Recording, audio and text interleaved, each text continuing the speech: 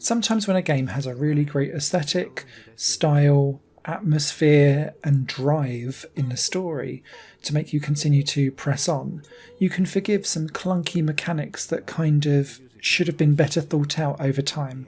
And that's exactly how I feel when I played The Great Perhaps. It's a beautifully put together 2D puzzle game, except for the fact that some of its puzzles are a bit frustrating for the wrong reasons. And I'll try and explain. The Great Perhaps sees you play as an astronaut who was up in space when the Earth was destroyed by a natural disaster. Whoops. So when he comes back down to Earth again, he's literally the only one left.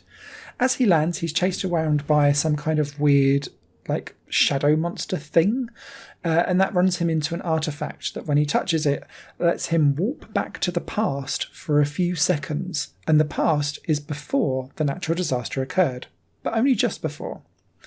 So, what you start to see is, and you can kind of understand how puzzles can start to be created.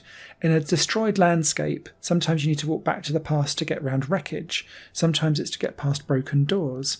Then it starts to add in things like grabbing objects from the past and bringing them through to the present, or vice versa, so that you can navigate round desolate buildings and stuff like that. This would all make much more sense if the platforming element of The Great Perhaps wasn't as clunky as it ended up being, basically. Your character has a weird collision detection, and the way how you can kind of go up and down ladders is very stilted and very slow. And so some of the set pieces where you're being chased by a shadow monster, or you've got heavily time-based decision-making things to do, actually, it's not necessarily down to your decisions that causes you to die and respawn. It's the clunky platforming mechanics that kind of fight against you a little bit. There's also a little bit of an issue around foretelling of a puzzle as well. And a really early example of this is that you're travelling on a subway in the present, which has collapsed. So you need to walk to the past to get past the part of the tunnel that's collapsed. But when you do so, there's trains going through, obviously, in the past because it was up and running as an actual subway. These will kill you, so will warping back to the present and getting stuck inside the wall. But what it doesn't really tell you or help you understand is that actually the trains will continue going and you just need to kind of wait for it to pass, flip to the past, run as fast as you can past the bit that's blocked out in the present, and then warp back before the next train comes through. Instead, it kind of implies that you've done it wrong, and that's a bit of a shame.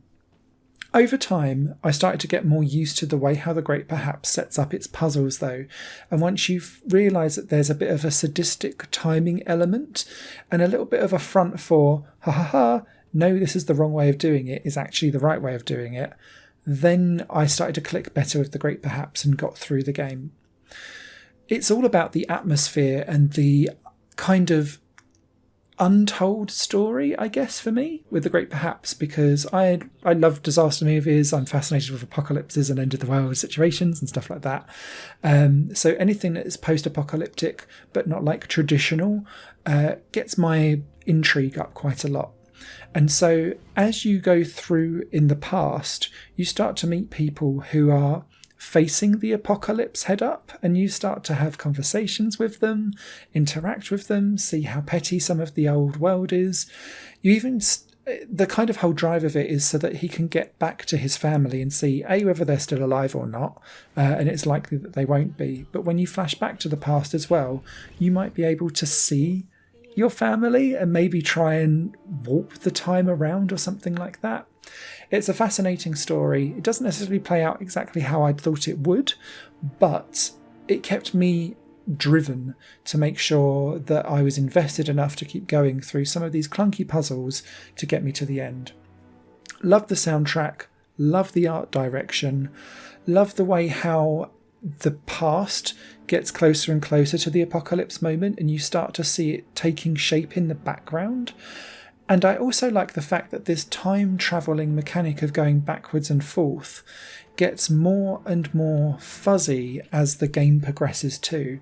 So at the beginning there's a real distinction between past and present, but actually the world, as it starts to become more unstable and collapsed, that past and present starts to intermingle, and it gives up new and interesting ways to frame puzzles, such as waves of time, rather than you being able to switch yourself. So yeah, really interesting mechanics. Doesn't always translate to great puzzles, but I was already more than enough invested to keep on going through to get to the end of what is actually quite a short game. I completed this game in just over 3 hours, and I'm a quite slowishy gamer, so I'd imagine it's more around the 2.5 mark for most other people.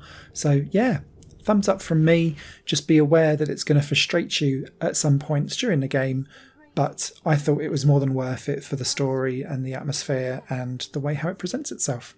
Written review will be over on highplanegames.com shortly. Until then, perhaps you'll subscribe. Higher Plane Games is part of the Higher Plane Network, a completely independent media outlet supported by people like you. The goal is to create the best possible content that cultivates a richer indie scene for games as well as music and entertainment. To find out more and to get involved, visit patreon.com/Higher Plane Network. Your support makes all the difference, and in return you'll gain access to bonus content and downloads. Thank you for watching.